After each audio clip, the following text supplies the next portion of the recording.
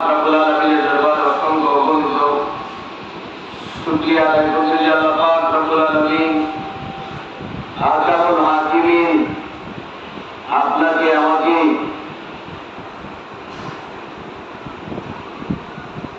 মানুষ হিসাবে দুনিয়ার মধ্যে প্রেরণ করেছেন। শুধু তাই নয়,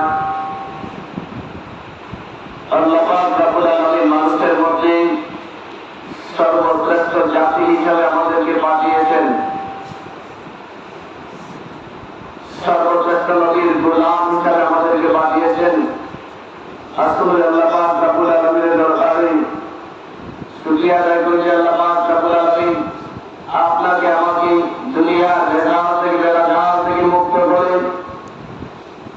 হেফাজত করে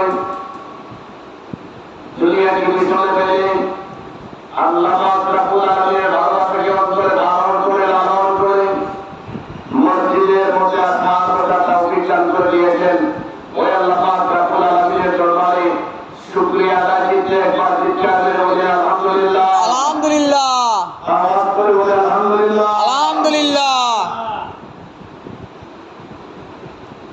আজ পবিত্র রবিউল আউয়াল মাসের দ্বিতীয় জুমার দিন।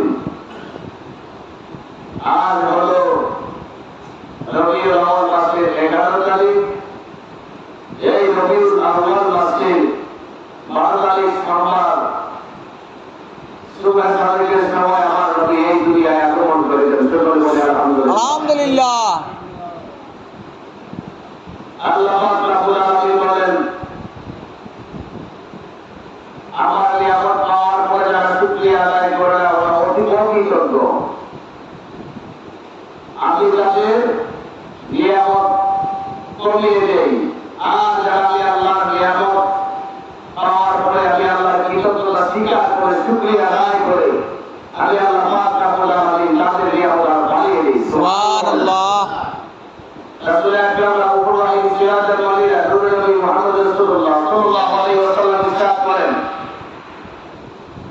আমার উম্মত যখন একবার সুবহানাল্লাহ বলবে আল্লাহ পাক রব্বুল আলামিন বাইনাস